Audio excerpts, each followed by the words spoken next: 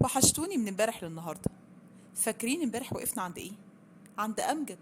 اما مراته طلبت منه ان هو يدفع لها الاقساط بتاعه العفش. هي ترى بقى امجد هيطلع شهم ويدفع، ولا هيطلع ندل وهيقول لها ماليش دعوه؟ ده اللي هنعرفه النهارده في قصتنا.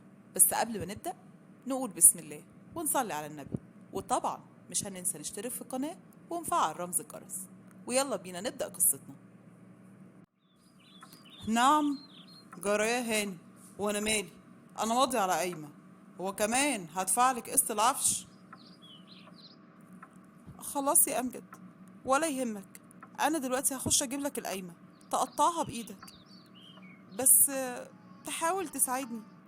انا متنازله عنها ومش عايزه حاجه. يعني ايه يا هانم؟ انت بتدبسيني وعايزاني اشيل قسط انا ماليش دعوه بيه؟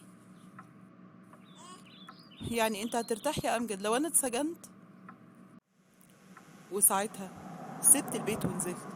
قلت اروح لامي واخويا اشتكي لهم واقول لهم على الحل اللي انا فيه. يا عيني عليك يا ابني، طول عمرك حظك قليل. بقولك ايه، انت مالكش دعوه بالموضوع ده، مالكش ذنب فيه.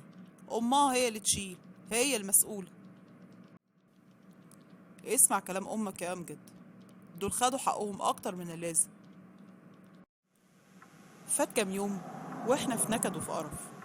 وبعدين انا قلت لهاجر انا زهقت، انت لو هتفضلي كده روحي عند امك. بس هي ما عملتش كده.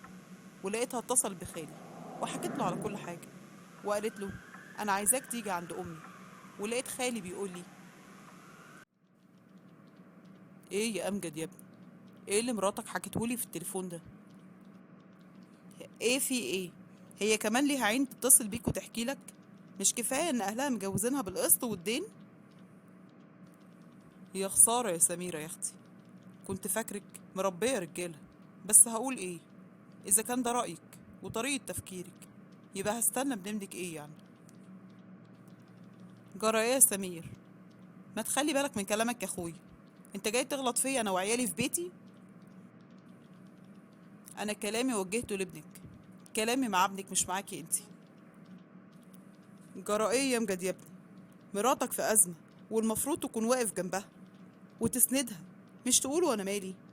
لا يا ابني، ده انت مالك ومالك.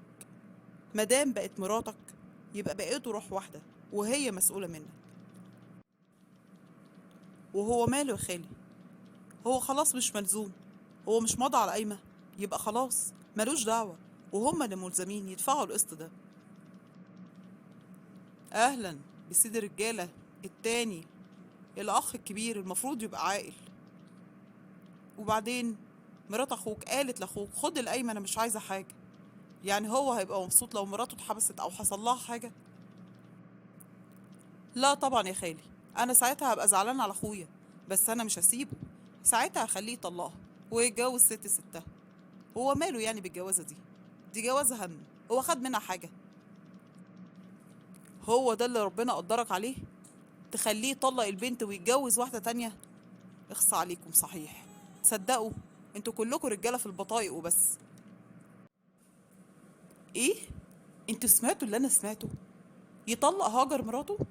هو ده اللي اخوه وامه وهو كمان هيعملوه في البنت؟ ولا هيحصل حاجة تانية؟ ده اللي هنعرفه في الجزء الثالث والاخير. استنوني.